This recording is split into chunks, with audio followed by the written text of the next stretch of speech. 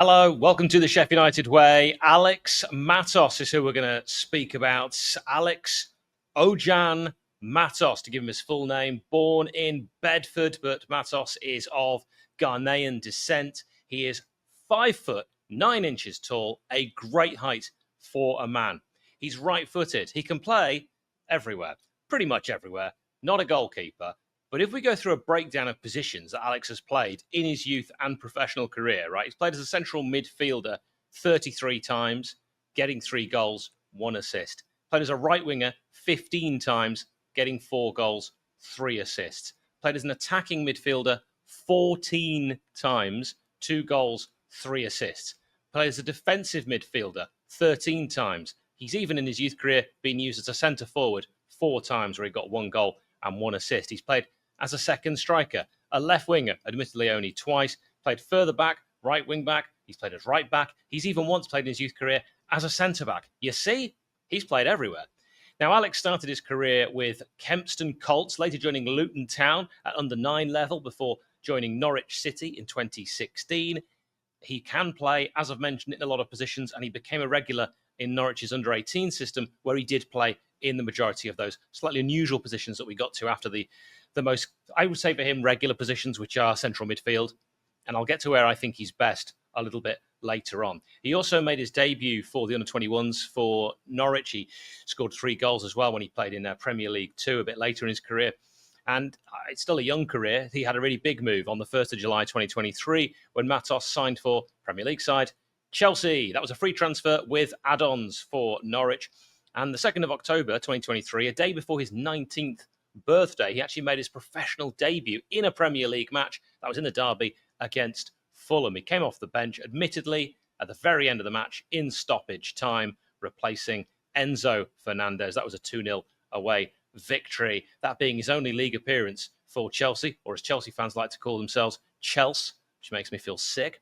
Now, he also made 1 League Cup appearance. He had loan spells from the January, both of these, with Championship side Huddersfield in the 23-24 season, of course, Championship then, playing 20 times, scoring once. Last season, from January, again, he was on loan at Oxford United in the Championship, playing 21 times. So you can tell from January, similar amount of appearances, first choice.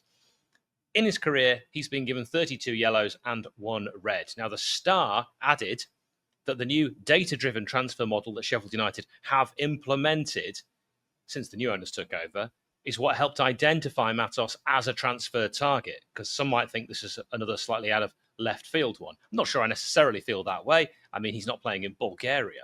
Matos has strong positional flexibility. He's able to sit a bit deeper on the pitch as a defensive midfielder. He has shown that. In some of his loan spells, that's where he played.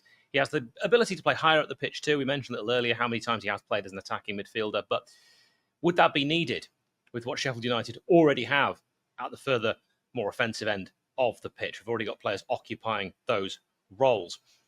He's a player with potential. There's no doubt about that. I've done quite a bit of research on him over the past sort of 48 hours.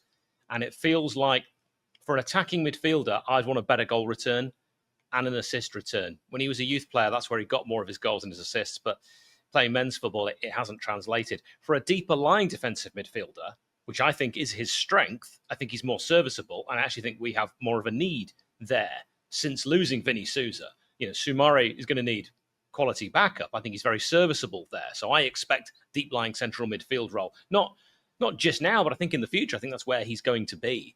But the right wing is an option as well. So let's look at his strengths. We know from positions I've mentioned that he can play in a variety. He's got that versatility, capable of playing in various midfield roles, central midfield, defensive midfield, even on the right wing as an attacking midfielder. This adaptability makes him now and going forward a valuable asset, a useful squad addition.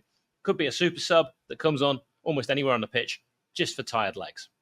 He's known for his energy. He's got athleticism, tireless work rate, loves to run around, something that scouts seem to value. That keeps coming up with all the research I did. And also, whenever we talk about players that Sheffield United have highlighted an interest in, I keep reading about work rate being one of the key factors. It's interesting that that is something, either by coincidence or design, that the scouting network at Sheffield United is highlighting. Tackling and recoveries, Matos, tough tackler. He's effective at winning the ball back. He makes those recoveries, which could address kind of a lack of pace in the Blades backline. When he does play further forwards, he's got that pace as well, which is, of course, useful. In the 24-25 championship season, he averaged 5 tackles per 90 minutes. Now, this ranked him in the 99th percentile among players in that central midfield position. I think that is why, because that's exceptional, he's going to be better slightly further back. He also averaged 2 interceptions per 90. Now, that might not sound that great. That's good stuff. That, in fact, ranked him in the 98th percentile. These are really, really good numbers. He's got that ball-carrying ability. He can dribble. He demonstrates strong ball-carrying ability. He's difficult to dispossess. He's got that quite low centre of gravity. He's quite strong. And in the last championship season, he had a dribble success rate of 57%. For a player playing further back, that's pretty good. Average 0.77 successful take-ons per 90 minutes. Again, that might not mean a lot, but compared to other players in the same position, that is good. Mental toughness, he possesses that strong mentality. He's been described as having a hunger to succeed, and he believes in himself. Areas for improvement, right. Maybe creativity, because the assists in the men's game, low to non-existent. Scouting reports suggest that his role in the Chelsea youth setup was primarily involved patiently dominating possession in a central midfield role. It would be beneficial to see how he performs with more creative freedom. Like I say, can play on the wing.